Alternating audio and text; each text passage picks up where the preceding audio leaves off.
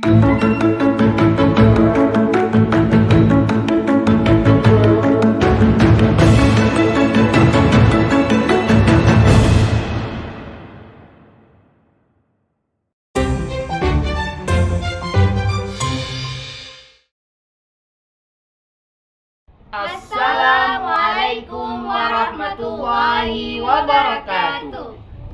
Salam Guru Penggerak. Kami calon guru penggerak angkatan 10. Saya Zulhaimi SPD dari SMA Negeri 1 Delima. Saya Rizka Melisa SPD dari SMP Negeri 2 Pekanpidi. Saya Rizka Agustina dari SMP 1 Mila. Kami akan mempraktikkan tugas demonstrasi kontekstual modul 2.3. Coaching Supervisi Akademik. Selamat menyaksikan.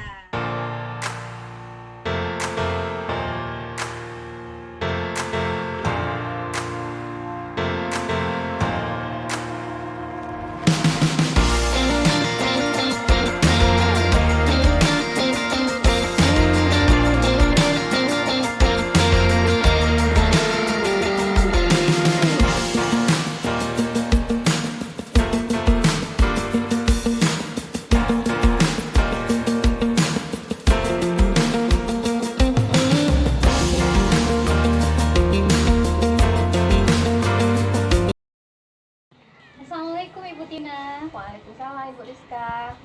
Gimana kabarnya hari ini Ibu? Alhamdulillah saya baik. Bu Rizka, apa kabar? Alhamdulillah baik juga Ibu. Nah, hari ini kan Ibu rencananya mau makan coaching ya? Iya Ibu. Oke, baik. Jadi mungkin kita sebelum melakukan coaching, saya ingin melakukan diskusi dulu nih sama Ibu. Nanti mungkin akan ada beberapa pertanyaan ya. Mungkin yang pertama saya akan memberitahukan tentang rujuk penilaian dulu Ibu ya. Jadi ketika nanti Ibu melakukan coaching bersama coach Ibu, yang akan saya amati yang pertama, apakah nanti ketika Ibu melakukan coaching sudah sesuai dengan alur kita, ya kan? Kemudian apakah Ibu sudah menunjukkan kompetensi coaching Ibu, misal kayak tadi sudah ada kehadiran penuh kah? Atau apakah Ibu nanti sudah mengajukan pertanyaan berbobot, dan juga Ibu di sini mendengarkan aktif ya, mendengarkan secara aktif. Dan satu lagi Ibu yang paling utama itu, yang paling penting, Ibu harus bisa menerapkan prinsip coaching juga ya. Nah, di mana nanti Ibu bisa melakukan kemitraan dengan coaching, membangun kemitraan. Kemudian ada proses kreatif, dan yang paling penting itu adalah bagaimana Ibu nanti memaksimalkan potensi coaching Ibu sendiri. Nah Ibu, pertanyaan dari saya, kira-kira nanti kompetensi apa yang ingin Ibu kembangkan pada saat Ibu melakukan coaching?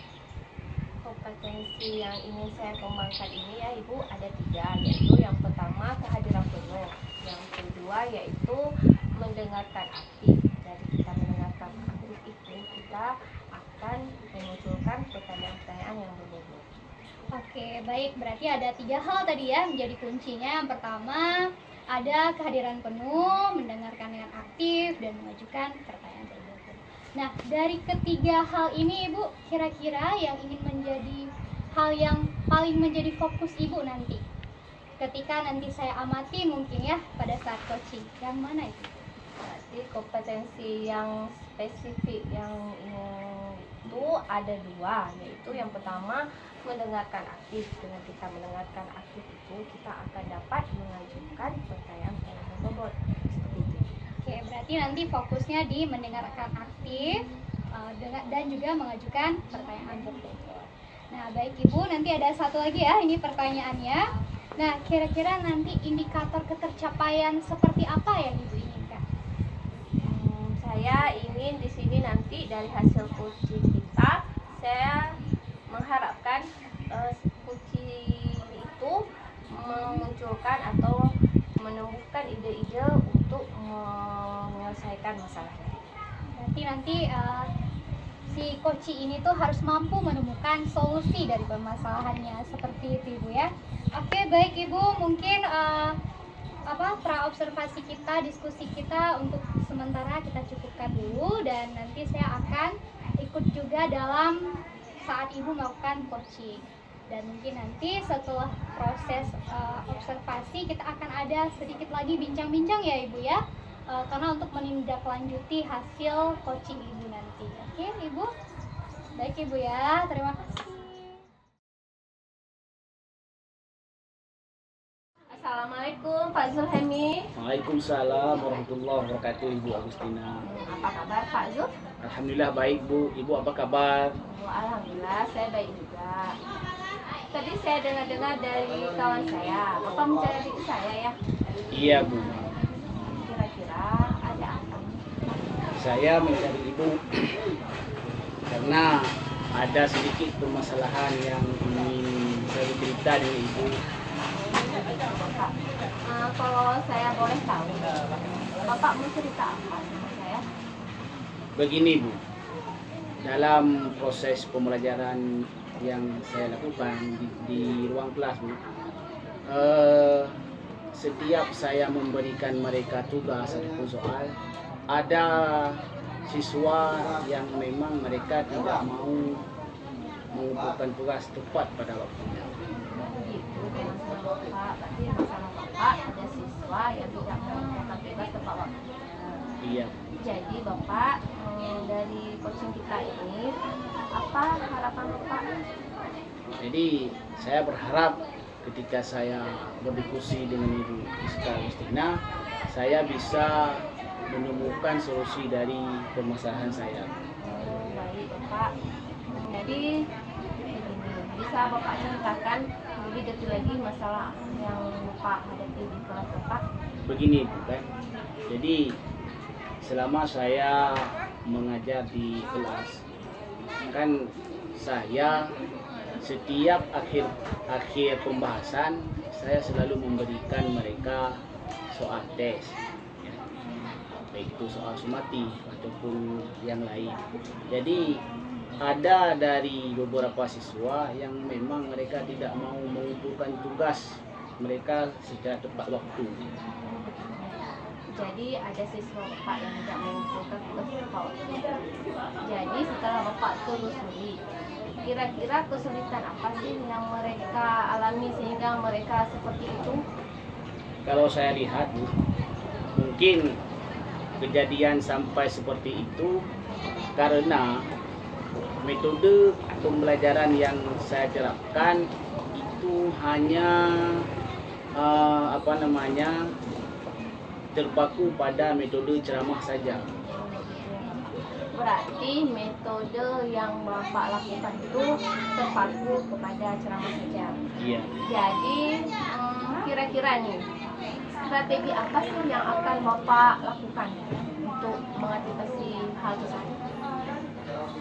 Jadi kalau misalnya bercerita dengan strategi, Bu, saya ada rencana seperti ini. Apakah saya harus merubah strategi ataupun metode pembelajaran yang sudah saya lakukan di ruang kelas? Jangan hanya metode ceramah itu saja. Kira-kira strategi apa yang akan Bapak rencanakan? Ya, karena saya ingin menerapkan pembelajaran dengan menggunakan metode yang lain, jangan hanya metode ceramah saja. Mungkin saya akan menerapkan beberapa metode yang akan ikut melibatkan siswa secara aktif. Jangan hanya materinya dari saya saja. Jadi nanti saya mungkin akan menuntut siswa seperti ini atau seperti itu. Jadi saya berharap nanti metode yang akan saya terapkan itu bisa menuntun siswa supaya mereka lebih suka ataupun lebih gemar lagi dalam yang pertama dalam mempelajari materi yang saya sampaikan, dan mereka juga bisa menerima apa instruksi yang saya berikan. Baiklah, tadi Bapak mengatakan akan melakukan metode yang akan mengaktifkan siswa. Kira-kira coba Bapak bisa ceritakan metode apa yang akan Bapak terapkan? Ya, karena saya tadi bilang karena ingin menggunakan metode pembelajaran yang melibatkan siswa secara aktif, mungkin saya yang pertama saya sering bertanya jawab dengan siswa saya, metode apa yang mereka inginkan. Kalau misalnya mereka ingin ingin kita belajar sesuai dengan perkembangan zaman modern sekarang, ya kalau saya bilang mungkin dengan perkembangan teknologi yang 4.0 ya, revolusi industri, mereka ingin supaya pembelajaran yang saya terapkan itu menggunakan media IT. Baiklah, berarti Bapak akan menerapkan media pembelajaran IT ya. Baiklah Bapak, tadi kan Bapak dalam menjelaskan tentang metode pembelajaran. Baiklah, sekarang yang saya ingin tahu bagaimana cara Bapak membuat soal sehingga siswa itu mampu mengerjakan soal itu tepat pada waktunya. Bagaimana trik Bapak? Mungkin yang pertama Bu, kalau berbicara tentang soal, saya akan membuat soal itu sesuai dengan minat siswa. Kemudian variasi soalnya, yang pertama kalau saya ingin membuat soal yang berbasis game, saya akan menampilkan dalam versi Kahoot. Kemudian kalau saya ingin menampilkan soal dalam bentuk multiple choice, saya akan menggunakan metode krisis. Dan kalaupun saya ingin membuat soal yang soalnya uraian, saya akan mencoba mengajak mereka untuk mengerjakan menggunakan Google Form seperti itu. Baiklah Bapak, sekarang saya boleh tahu Bapak dukungan siapa saja yang Bapak perlukan di sekolah?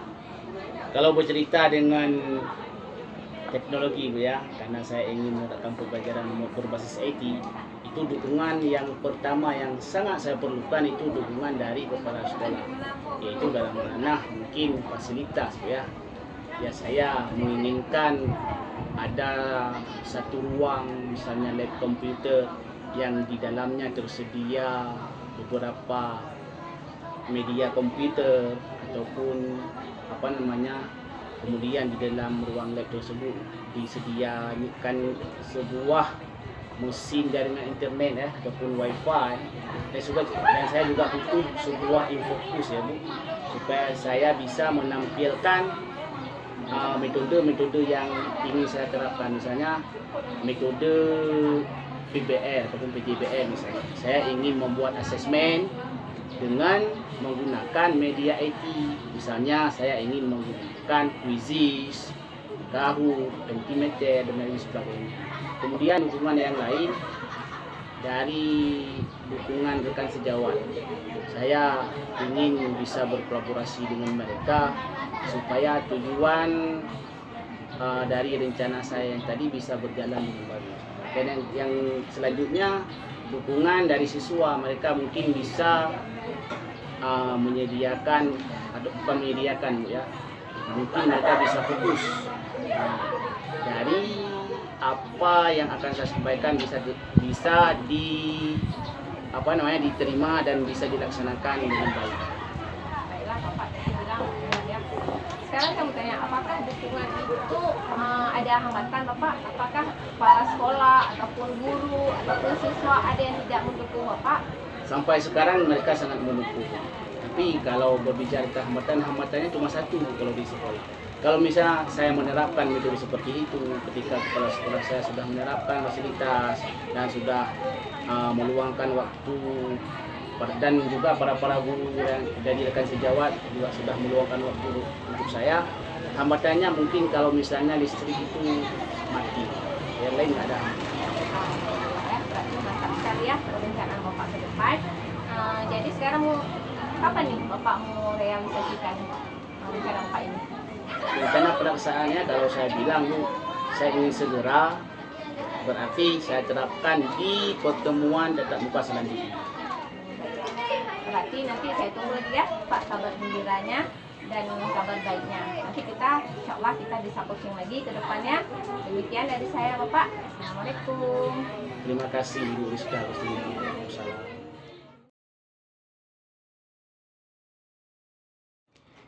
Oke Bu Rizka, tadi Anda sudah melakukan coaching ya bersama Coach. Nah, bagaimana sih perasaan Ibu setelah Ibu melakukan coaching tadi ataupun pada saat coaching nih?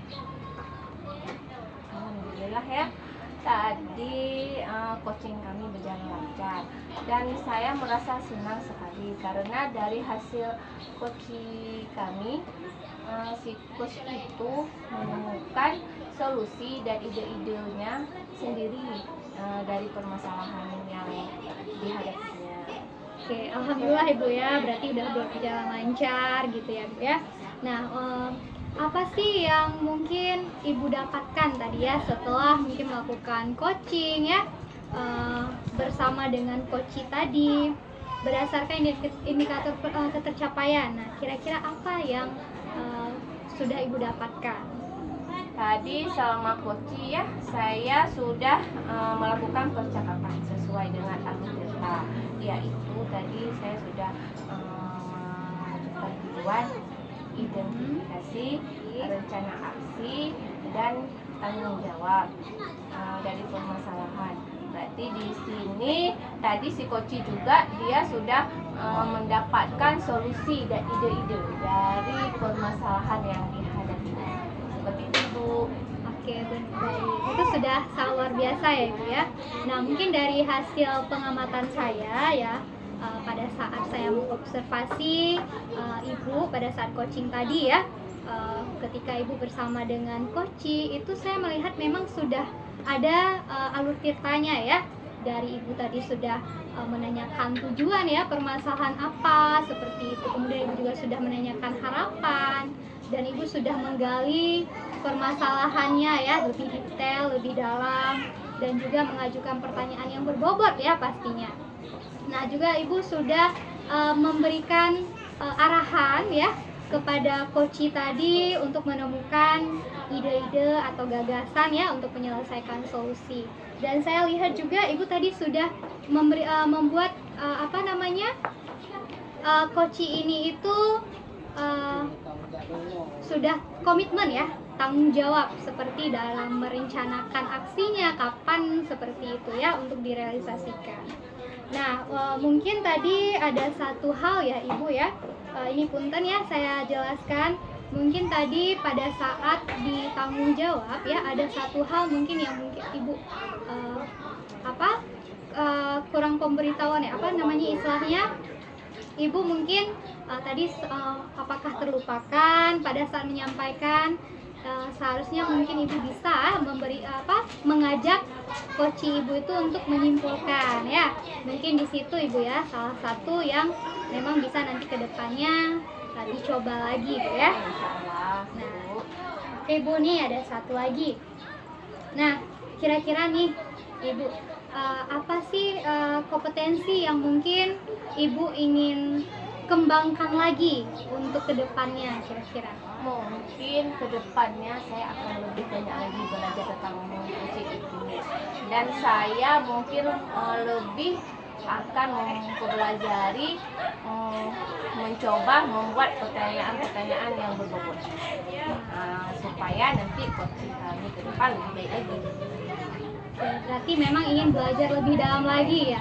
Nah, kalau menurut Ibu sendiri bagaimana cara Ibu itu bisa membuat pertanyaan itu bisa menjadi lebih berbobot? Apa yang ide apa yang ataupun rencana apa yang bisa Ibu lakukan supaya nanti saya bisa membuat pertanyaan-pertanyaan yang berbobot kayak gitu?